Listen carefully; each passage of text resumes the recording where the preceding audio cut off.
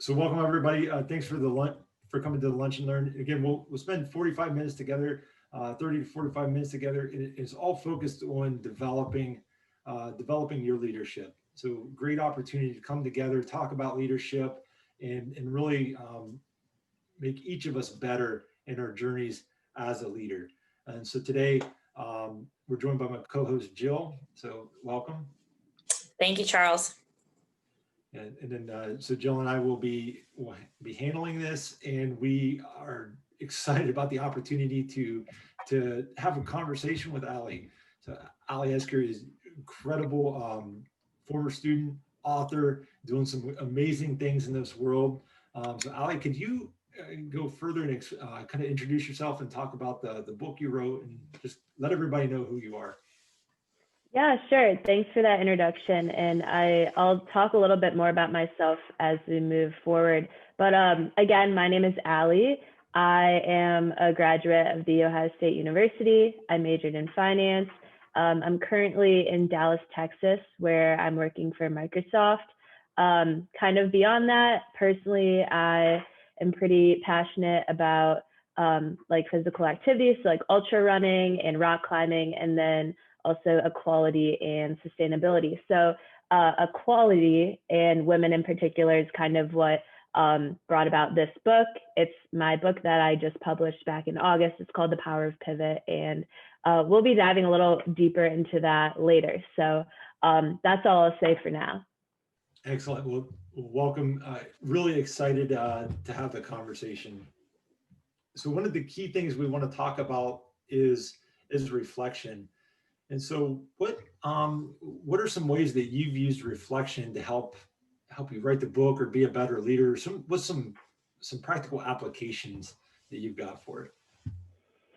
Yeah, I think that's a really good question. And for me, from more of like a high level point of view, reflection, I think just means looking back on the past and then using whatever information or like deductions you gather from that into your future. So what that looks like for me, and like I said, I'll share more stories later, but even like journaling every month, at the end of the month, I'll journal and reflect on what I had accomplished, or maybe even what I didn't accomplish that previous month, and then what I hope to like accomplish in the next month. So it can look kind of more tactical like that. But I also think reflection can be just a general state of mind where throughout the day, I'm thinking about how maybe certain interactions happened, whether it's like personal or professional, and then thinking about how I can be better in the future. So for me, I'm kind of on this like lifelong journey of continuous improvement, and reflection allows me to, like I said, look at the past and then leverage that information into potentially a better future outcome. Great. I have a follow-on for that, Alli. When you are reflecting, can you share maybe a story of maybe something you've reflected on and how it's changed your path in the future? Just like a particular example. Yeah, I have one really great story that I'm going to share later. So let me try to think of a different one now. Well, here's a good one. So the entire process of me publishing The Power of Pivot, that goal to be a published author was never on my bucket list.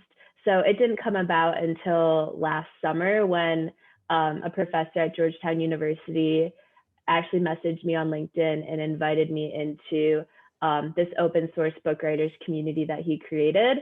So when I got the invite, that was never a part of whatever future plan that I had, but I reflected and thought like, okay, what's the pros of me joining this? What's the cons?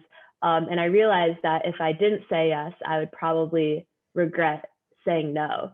So that's kind of what spurred me to writing this book, to creating this book. And I think, like I said, like reflection and thinking about what I thought was going to happen with my life versus like the opportunity that did come my way at that moment is kind of what propelled me to say yes to that. Yeah, great. So you had a presentation you were wanting to walk through. Would this be a good time to jump into that? Yeah, and feel free like to interrupt me as I go, and we can keep it casual, but I'll go ahead and start sharing my screen here. Let me get set up. can you guys see my screen right now? Sure can, yeah. Sweet, cool. Well, I'll start walking through. As we know, we'll be covering reflection today. And I know I already gave a little brief intro about myself, but just to dive a little deeper, I already mentioned I went to Ohio State University, but I'm originally from Cleveland, Ohio. I was born in Columbus, but spent most of all my upbringing closer to Cleveland and Medina.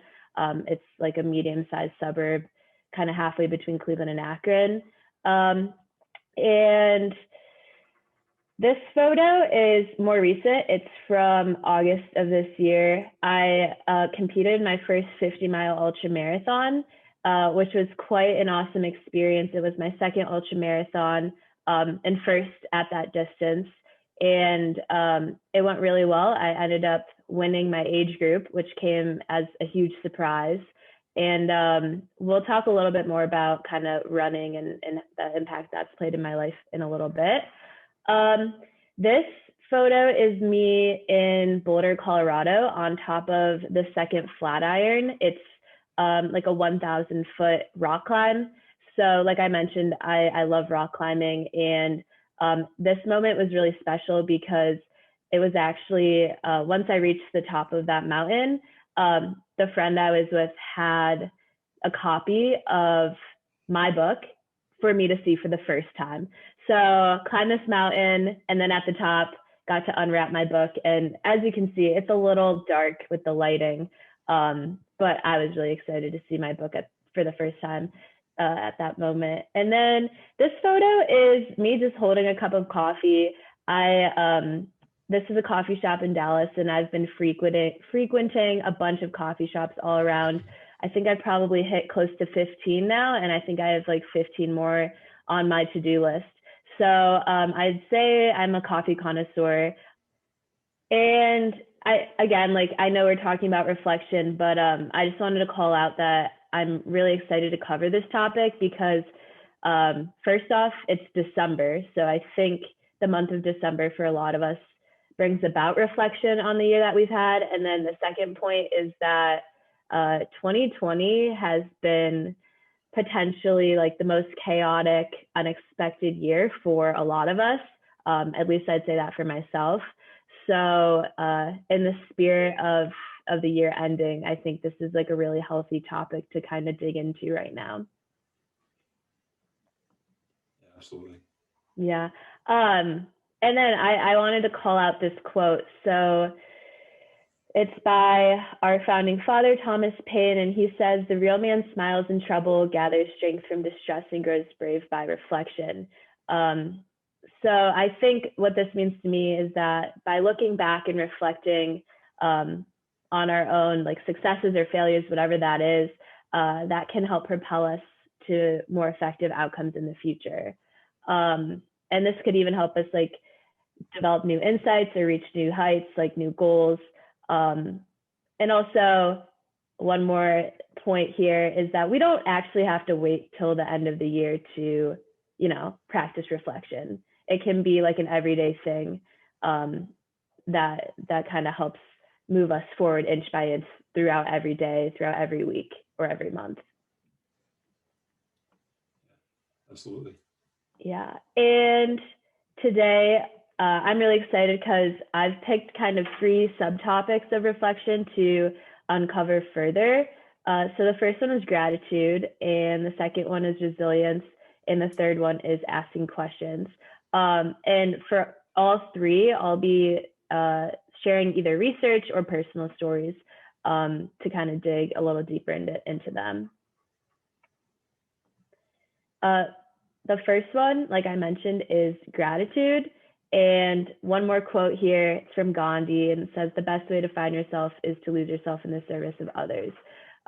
So personally, to me, that means that the more in life that like I'm giving and contributing to like others, whether that's in work or like personally, that there's this sense of like gratitude that is being cultivated within. And I think that has like further developed my like perspective in life. And like other just like insights about about the world around me and how I can like be my best for other people. So the good news is that gratitude isn't just some kind of like up in the air concept that is hard to see the benefits of. There's real research that kind of proves the benefits of it. So some of which are healthier relationships, increased mental strength, or improved psychological health. There's a study from 2014 that found that thanking a new acquaintance makes people more likely to seek an ongoing relationship. So it sounds so simple, but I guess it is, right? So just saying like thank you, whether that's like someone like at the coffee shop I'm grabbing coffee from, or like at the grocery store, like that simple kind of like expression of gratitude can go very far and like either create or like cultivate healthier relationships for us.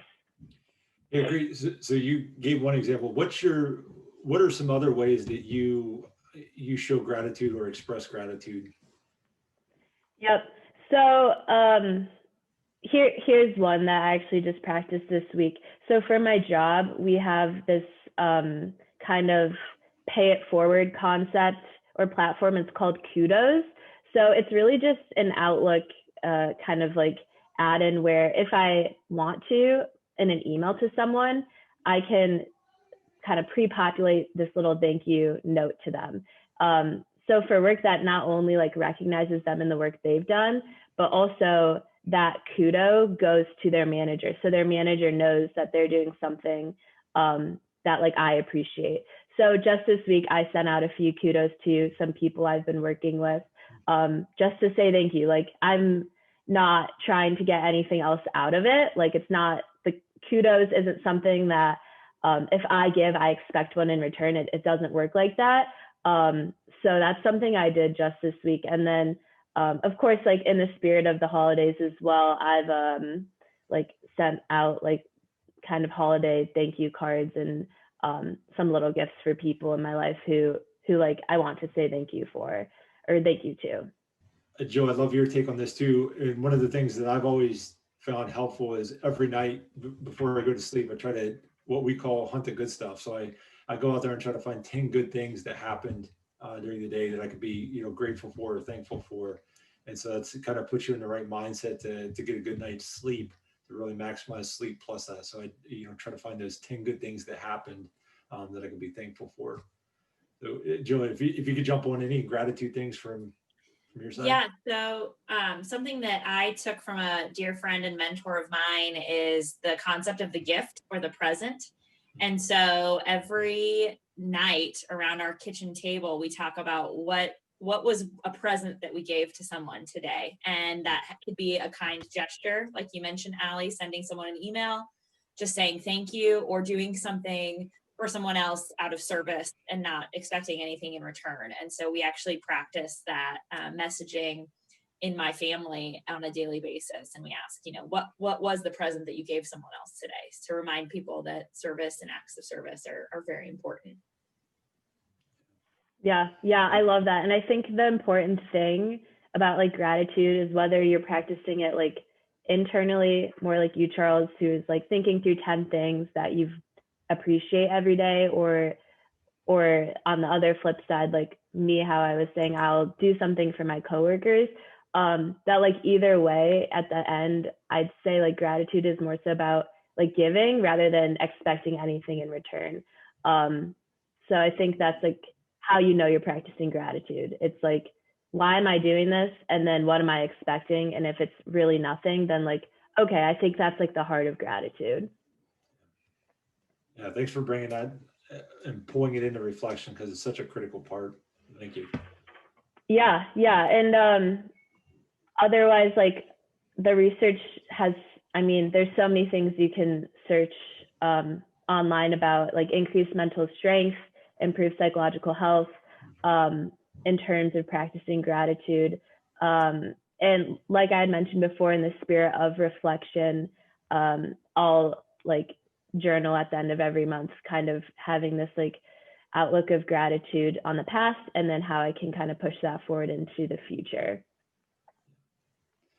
I have a question, follow-up question for you, Alli, on that. When you reflect on a monthly basis, do you reflect just in the previous month, or do you ever spend time reading journals back to a year or 2 years before? And do you come up with any connections or synergies with what you're doing today? Yeah. I am like a rather systematic person. So I know probably maybe even most people, their style of journaling is more like, oh, I've thought of something, let me grab my journal and journal it. But I'm so systematic that I just like schedule it out every month. But kind of with that systematic nature, I also manage my journal online.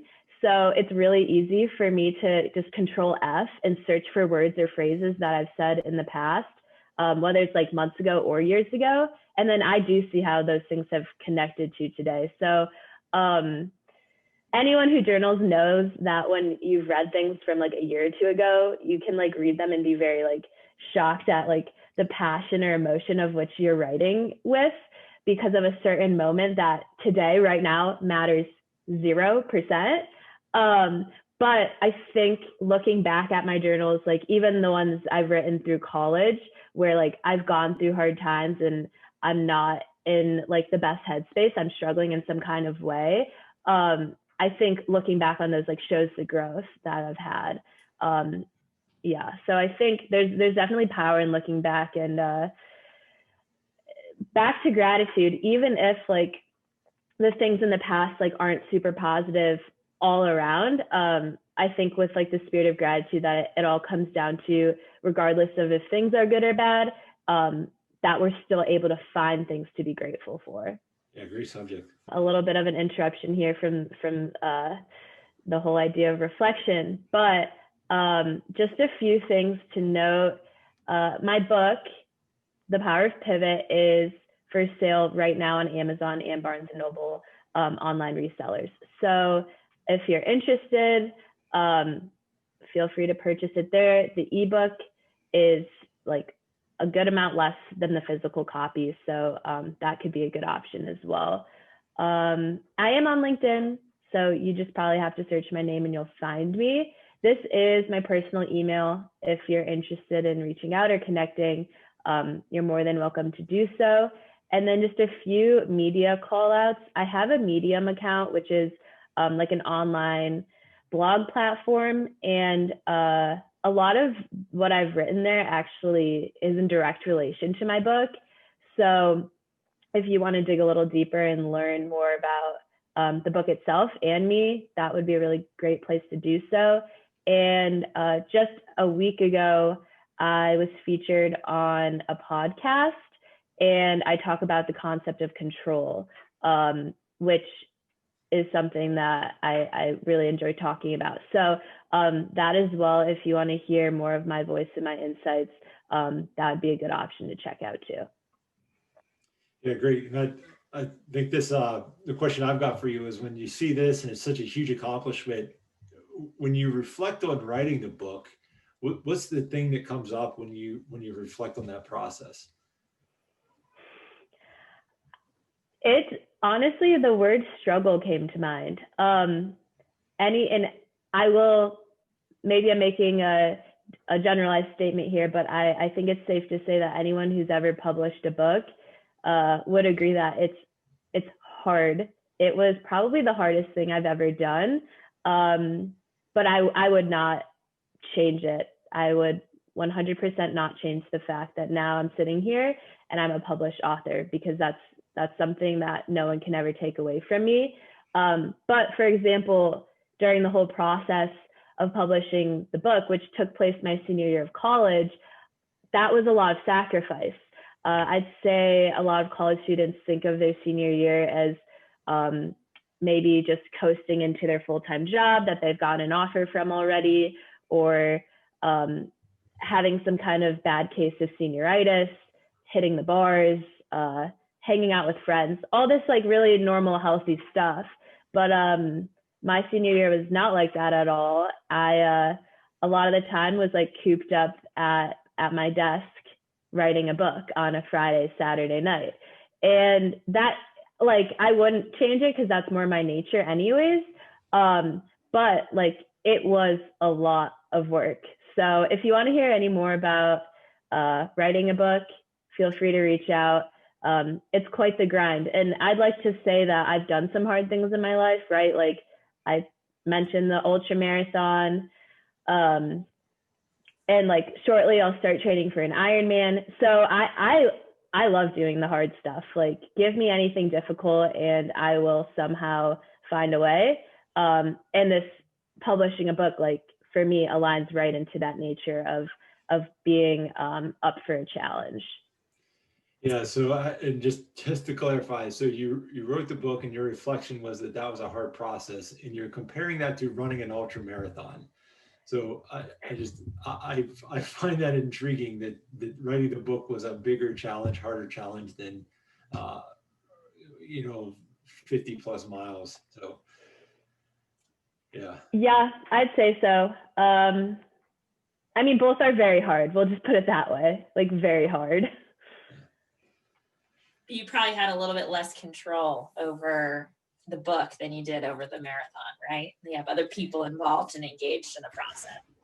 Yes, which can both be helpful and hurtful. But I think through the program that I was involved in, it's very safe for me to say that I absolutely would never have published a book if I didn't take part in that program, because it includes this community of fellow authors, and we all get to like work through our struggles together, which communal suffering can sometimes feel really nice. Yeah. So I have a question that goes back, I think, even further than Charles's question, which is, I know it sounds like Georgetown, this writing community is what inspired you to write the book, but what made you decide to take the step to actually use this venue to write a book? And then also why the particular subject that you chose? Mm-hmm. I think the simplest answer to the first question is that I knew that my future self would regret if I said no to that offer. I don't know how many times in life or how many people in this world get a direct offer to join a group where, like, if you meet the requirements, you will be published by the end. So when I got that offer, like, I took it very seriously. And even though, like I mentioned before, it was not part of any future plan that I had imagined for myself, it was not on any bucket list I had ever written. I realized that, like, if I said no to this, I would regret it. So to your second question, the hard part, probably the second hard part after I said yes, was what do I want to write a book about? Because it's like information overload. From writing a book, I would say that it's actually not that it's hard to decide from like very few topics what you want to focus on. It's that there's so many topics you could focus on that it's like, how do I pick the right one? And for me, how I kind of honed in on this topic is I knew I wanted to talk about women because I'm really passionate about like women's empowerment, equality, and like elevating females. So I knew I wanted to focus on women. And at first I was like, I just want my book to be about women and their stories. And I didn't know like exactly what that meant. But then on a call with his name's Eric, he's the founder of the program, I told him that's what I wanted to focus on. And he pushed me. He's like, you need to be more specific. Women in books, like, or women in books, I suppose, is like a highly saturated market. And he knew more than I did at the time, but he's like, every other book is about women. And I'm glad I took his advice because he told me like, you need to get more specific. So at that point, I think I had written like 20,000 words. I had done like probably 20 interviews, was constantly looking at research about like just anything about women and their stories. But I looked back at what I had written, I looked back at the research, and I realized all the stories I was gathering had some kind of concept of change within it. Whether it's like, for example, like Sunny, her name's Sunny, she's in my book. She has a pretty big job change. She moves from like management consulting into this like mountaineering like company, which is really cool. Or there's other like women in my book who like a physical change, right? So like an eating disorder, or even being like an immigrant, right? So I was like, okay, all these women, like something in their life like changed at some point, whether it's like internal or external, whether it's like personal or professional. So I was like, okay, so I have women, and then within that, we're going to explore the concept of change. So in a very strange way, I thought that when I started writing a book, I needed to know exactly what it would be about. But the truth is, for writing a book, like you just have to focus on what interests you. And then somehow you have to like trust the process. At least that's what Eric said. And then things will start to come together, which they did. Like I am a published author now, so it all worked out. Yeah, it's a great resume item. So when you can put published author, that's pretty good way to make a solid resume there. So, Yeah, I'd say it's I mean, it's something I get to have for the rest of my life. So it's pretty absolutely. special. If you were coaching and developing leaders and working with them, what advice would you give them about reflection? Yeah, that's a really good question. I think, well, first off, I'd like to say it's worthwhile. I think there's like two sets of people, or at least two sides of the fences, and everyone lays somewhere on that spectrum of like people who think a lot about the past, and then people who are more future looking. So it's like, how do we move those people who think a lot more about the future and less about the past a little more towards this like past orientation? And I would say there's definitely trends in business that it's like, always think about where you're going. But what I would say is like, well, to know where you're going, you have to know where you've been. Yeah.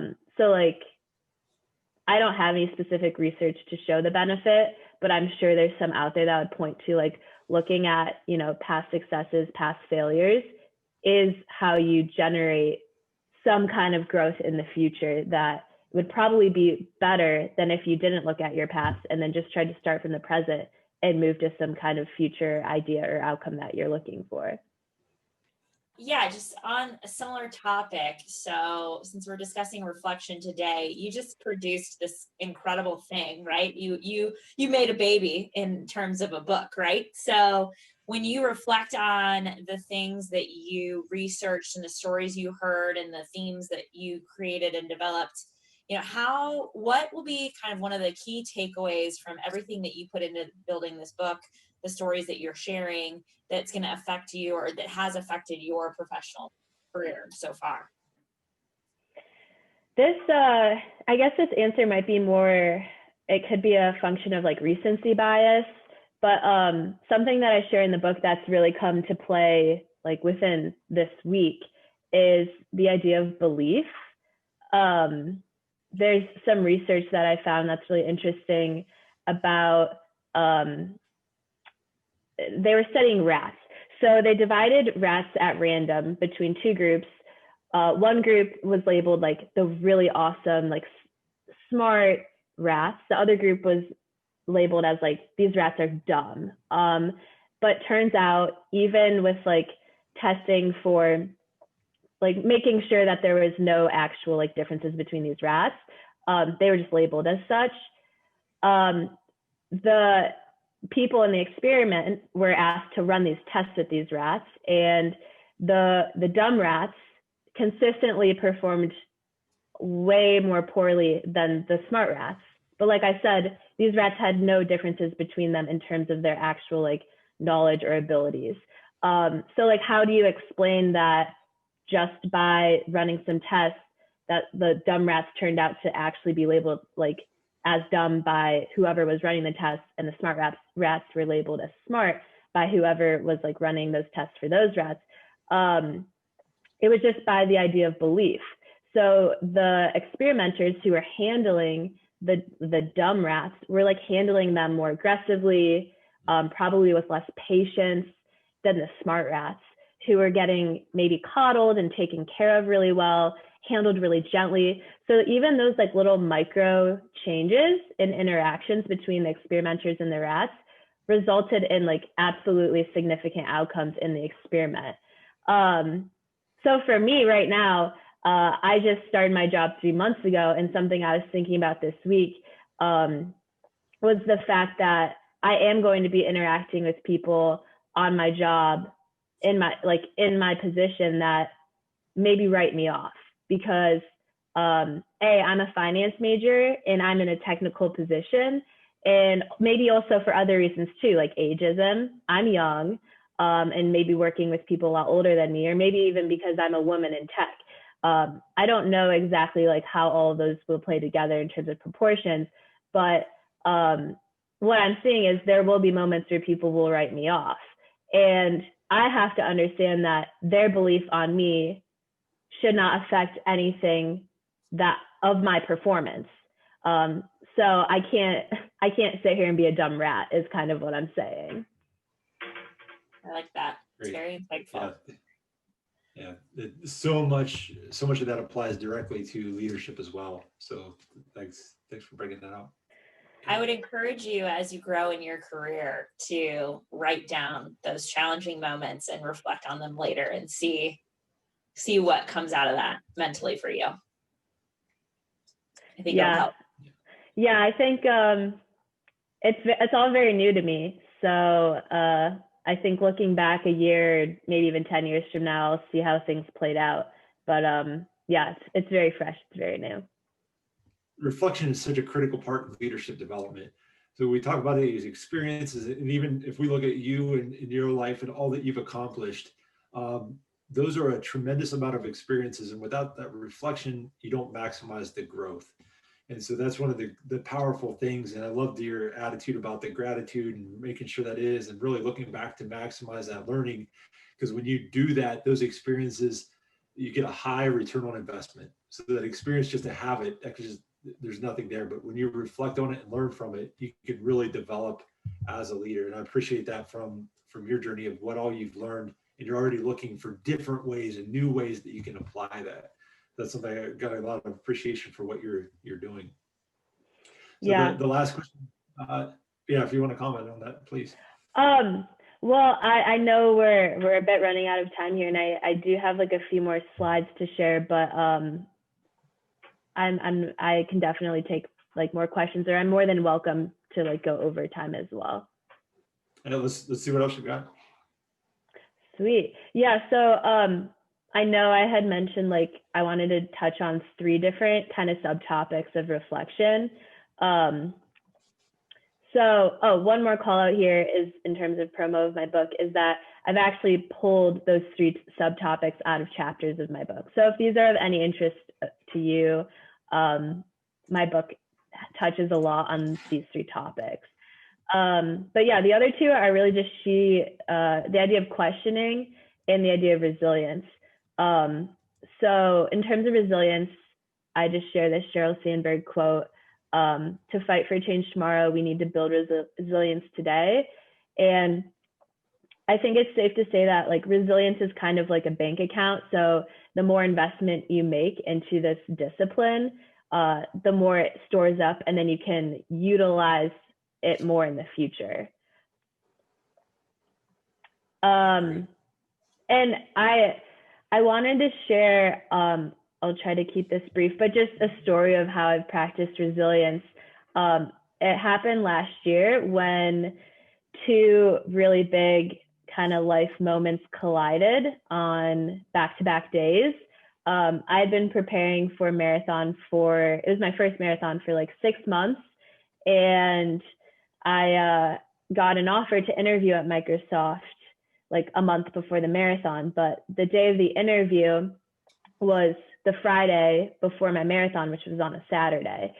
So like what would I do? Would I not run the marathon, or would I not do the interview and then potentially interview a month from then, but maybe there's like less spots available? So it kind of felt like I was in this prisoner's dilemma. Or the other option, of course, is I could just do both, which I tried to do, which is what I actually did. So I had a successful day of interviews and ended up receiving an offer. So that's awesome. But after that Friday of, exhaustive interviews, I flew back to Cleveland, got in at like 11 p.m., got maybe 5 hours of sleep. Anyone who has ever run races knows like the night before a race, you never get good sleep anyways.